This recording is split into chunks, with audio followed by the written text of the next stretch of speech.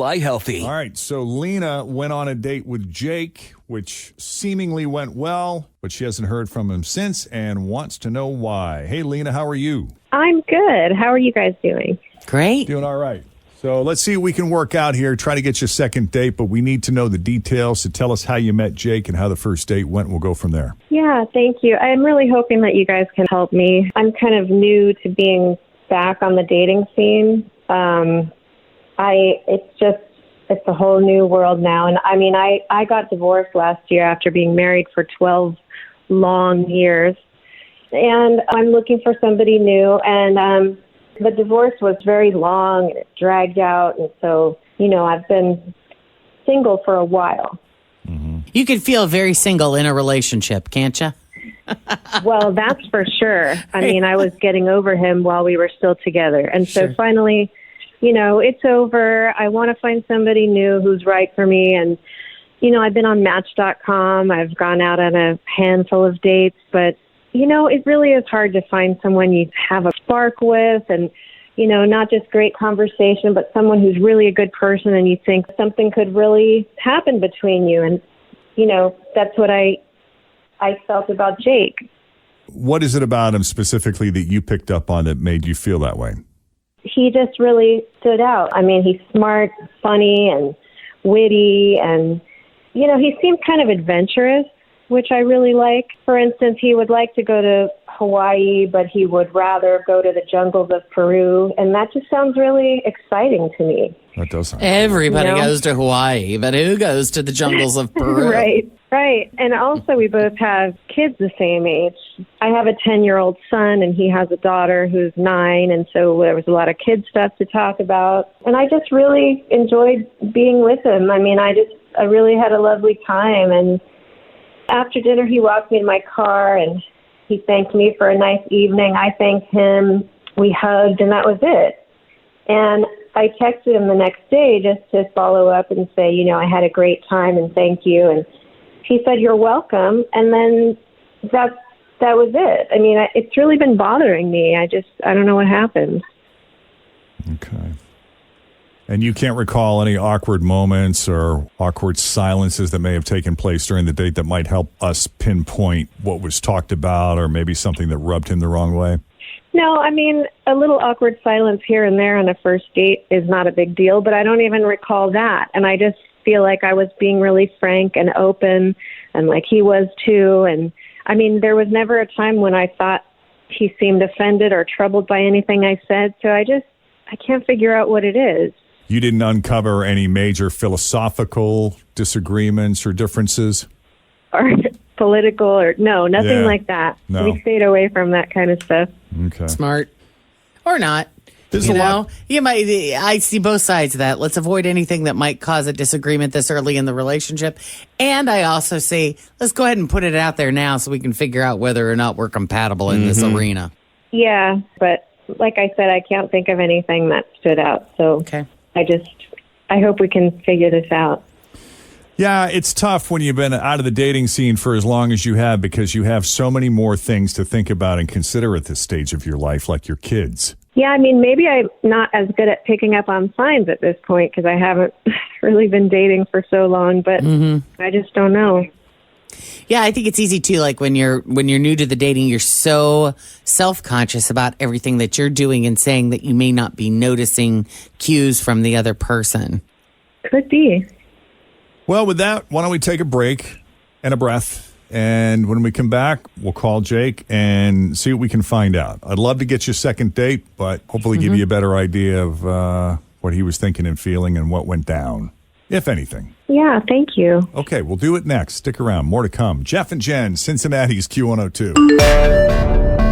Okay, Lena is new to the dating scene. She was married for 12 years and then went through a pretty long, drawn-out divorce. But now she's back in the dating scene. She met a great guy named Jake, a smart guy, witty guy, fun, adventurous. And bonus, they both have kids around the same age. So they had a lovely dinner. The date ended in a hug and then nothing. She followed up with a text thanking him for a great evening. Was hoping he might reach out for a second date, but that hasn't happened. I don't know. Did I leave out anything important, Lena? No, I think that's the gist. I really liked him. We had a great time, and I just don't know why I haven't heard from him. Okay. You ready to call Jake? Kind of put him on the spot? I'm ready. Okay, let's do it.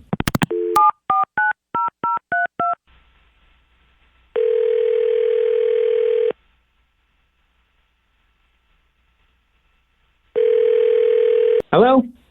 Hi, Jake. Speaking. Who's this? It's Jeff, and my partner Jenn is right here. Hi. We got Tim. Morning. The whole gang here. We got you on speakerphone from Q102. How you doing? What? So this is radio? Yeah, it's kind of weird. I know. This probably doesn't happen to you every day. And I know you guys, I just don't listen. I'm on a media fast right now. So Yeah. what's up? Us too. Yeah. So what's up? Well, someone called us about you, Okay. and she sounds lovely. Her name is Lena, and she told us she met you on, I don't know, if it was Match or one of the dating platforms, but I guess you guys had dinner recently and said you were just a great guy, really enjoyed her time with you. I was hoping for the opportunity to get to know you better and maybe see you again. And she just happened to mention that she hasn't heard from you. And then that aroused our curiosity. And we thought we'd reach out, give you a call, and kind of get your perspective on Lena. I know this kind of feels sort of on the spot, but. Oh, it's weird. She called you guys? Yeah, we do stuff like that on our show. It's a little feature called Second Date Update, where if you go out with someone and you think you're on a great date and it goes well, but then you never hear from the person again. Sometimes we'll make the call on their behalf and See if we can find out what the heck's going on. yeah. Was there something Lena did or said to offend you, or have you just been busy? I mean, I don't want to be mean.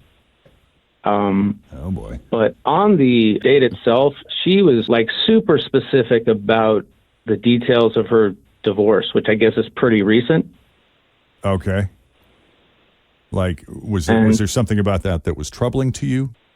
I mean, right off the top, she cheated on the dude. So, I mean, I guess she had been unhappy for a long time and then ended up, I guess, having an affair. So for me, I mean, just cheating, that's strike one and done. Because once a cheater, always a cheater, in my book anyways. Okay. It's definitely something you don't want to hear, No. especially on a first date when you're like kind of, it's a research date. Well, right. And they come in as they go out. So if you know that they cheated on somebody and now they're in front of you, they're going to cheat on you and get in front of somebody else. It's definitely Okay. a possibility. I don't think it's a foregone conclusion, but It's happened. yeah. And look, and she's super cool. I mean, she was great to talk to. It was fun to go out with. It's just the things like that for me. It just like at a fundamental level is just like, yikes. It's scary. Okay. So you just heard that and you're like, I'm out. I mean, that was kind of like the beginning of the slippery slope. But then the more she got into the divorce and like the details of it and the demands that she made in regards to the divorce, I felt like I was on a date with like a psychopath. A psychopath? Yeah. She made the divorce longer on purpose just to stick it to this dude. And you know this because she told you this? Oh, she was fully honest and she was fully open about what she did and why she did it. She's getting 5 figures a month in alimony. She's getting that for, like a decade? Plus, she's getting child support. Like, she was gleefully speaking about how much she had soaked this dude. And her reasoning did she give you a reason why she was so insistent on getting so much from him? Just that they weren't really, compatible. They weren't getting along. Whatever rationale she had to then go out and cheat and then, go after this dude's money.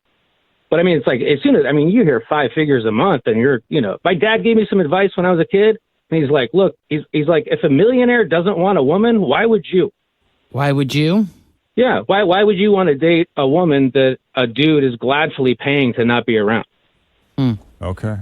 And she was happy about that and telling me, and she it was weird because it was like, in my mind, I'm like, oh, this is scary. And at the other, she's just being completely open, which, trust me, I love the honesty. But at the same time, it's like, she's going to do that to him.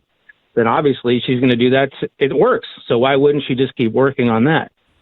It kind of gives you a little taste of her personality.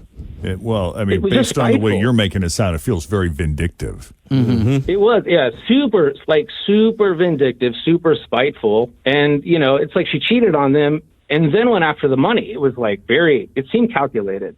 So I'm like, I don't know this dude, but, I've just from hearing her side of it, I don't know what this dude was into, but it was like I felt bad for the guy. He wasn't even there. Okay. So, Jake, we have Lena on the line. And, Lena, Okay. I'm dying to hear your side of this and the name of your divorce attorney. I'm just sitting here. I mean, I'm obviously I didn't give you enough details as to all the things he did to me over the years. Believe me, I earned that money. I deserve that and more. But you just jumped to conclusions and you decided that I'm this devious, terrible person. I mean, you obviously don't understand at all. What he put me through is just, I don't wish it on anyone. What did he put you through? He was emotionally abusive and he was deceitful and he was a terrible person to be married to. So I deserved something out of that, and what he put our child through. I mean, obviously I am proud that I got a good settlement that I deserved, but I guess I shouldn't have talked about it, or I also should have mentioned that my ex was a terrible person. Then you're just thinking that I'm calculating and manipulative. That's not the story. I mean, when men hear of the things that women do they immediately put themselves in the shoes of the guy she did it to without I questioning did. Sounds like what his part in it was? Or are men curious to know both sides, or do they just see that here's a woman that gets pissed at a guy for doesn't matter what reason, and this is how she behaves? I don't know. My friend Matt's a divorce attorney, and he told me once, he says, I don't know of any guy who agrees to a settlement like that, like what we're describing, unless there was some infidelity on his part. Even in a no-fault state? Yeah, because it's guilt money. He's agreeing to pay that to wash away his sense of guilt and be done with it. I suppose it depends on how much money he's got. I've talked enough about my personal life, and now I have the answer. And, I don't even want to go into more detail about this. I mean, I thank you for helping me figure this out, but I think I've put enough out there for now. Okay.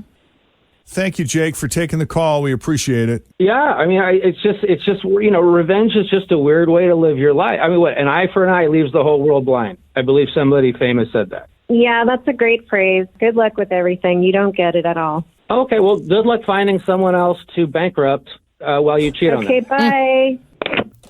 Oh, jeez.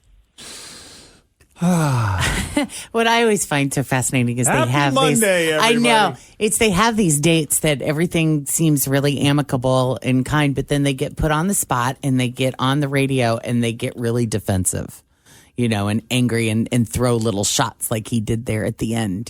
Go bankrupt somebody else. Yeah, she's not here. Right. It's just when a spotlight gets shined upon them, Go away. they start swinging. Yeah.